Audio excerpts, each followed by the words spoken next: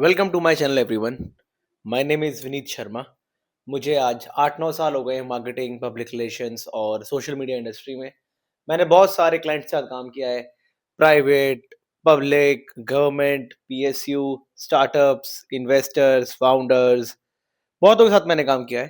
तो आज हम बात करेंगे marketing in the year of 2026। कितनी तरह की मार्केटिंग है, कितने तरह के वेज हैं, क्या-क्या आजकल यूज़ हो रहा है, कितना वर्ल्ड चेंज हो गया है। और अगर आप अपना करियर बना रहे हो, आप मास कॉम की पढ़ाई कर रहे हो, आप बीजेएमसी कर रहे हो या आपको मार्केटिंग साइड आना है, तो it will be a very handy thing for you.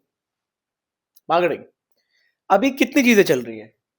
Digital marketing, branding, advertising, public relations, offline marketing. इन सब के अपने-अपने विंग होते हैं, इन सब के अपने-अपने करियर पाथ्स हैं और बहुत बार इनका इनका मर्ज भी हो जाता है बहुत सारे रोल्स में। कई बार ऐसा होता है कि एक ही आदमी होता है जो ये सब मैनेज कर रहा होता है और कभी-कभी ये इतनी बड़ी टीम होती है कि वो एक-एक विंग एक हेड को रिपोर्ट कर रहा होता है और ये वाला बंदा सीईओ को रिपोर्ट कर रहा होता है। डिजिटल मार्केटिंग अभी क्या-क्या चल रहा है इसमें? एसईओ जो आप सबको पता ही होगा, जो बेसिकली आपका वेबसाइट का प्रमोशन होता है, सोशल मीडिया मैनेजमेंट होता है और ये अपने आप में ही एक फील्ड है। उसके बाद ईमेल मार्केटिंग जो अब थोड़ी-सी डाई हो गई है with the advent of social media, लेकिन जितने भी आपको प्रमोशंस आते हैं आपके ईमेल्स में, that is part of email marketing. या जब आप अपना कहीं ईमेल दे देते हैं किसी को, फिर आपको उसे मार्क करना पड़ता है कि I don't want those notifications, I don't want those updates.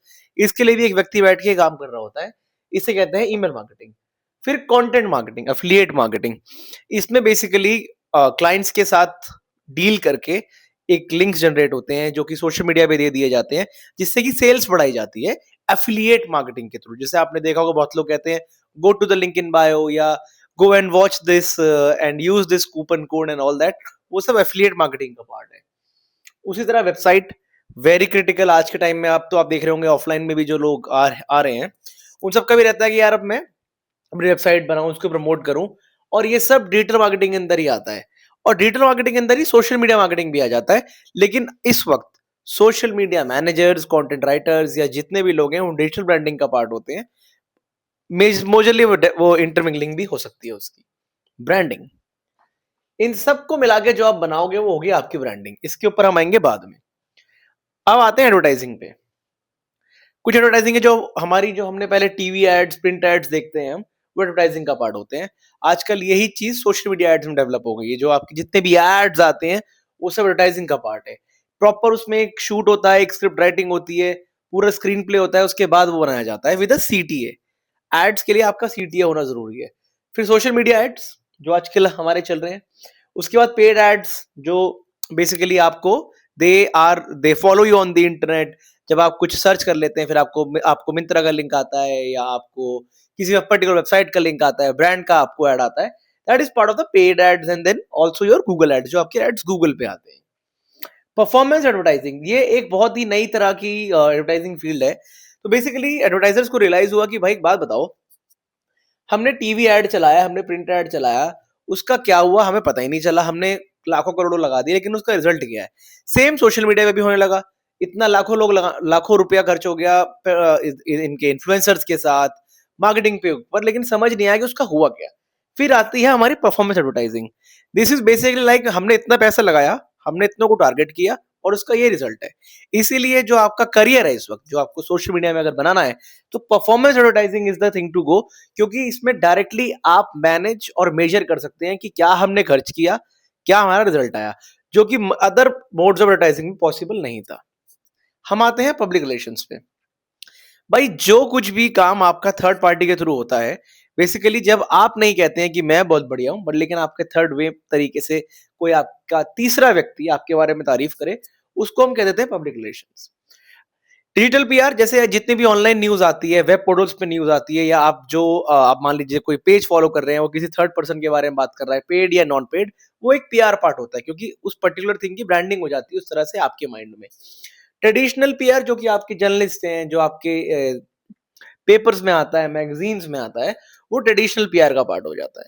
और इन सबको मिला जुला के पर्सनल ब्रांडिंग होती है। जैसे कि आप देखते होंगे कि बहुत सारे लोगों को एक पर्टिकुलर वे ही में आप इमेजिन करेंगे अगर मैं किसी का नाम लूंगा तो। That is what personal branding is nowadays.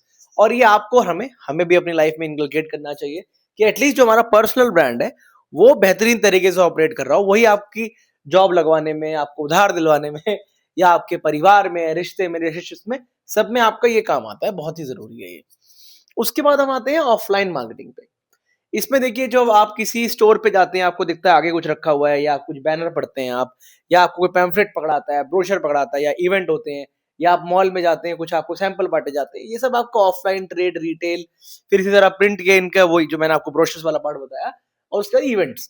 बहुत सारी कंपनीज इवेंट्स कराती हैं, that is also part of offline marketing. और रॉयल एनफील्ड जैसे कोई इवेंट करवाता है, या केटीएम कोई इवेंट करवाता है, या डीआईजीओ को इवेंट करवाता है, वो सब ऑफलाइन मार्केटिंग का पार्ट होता है।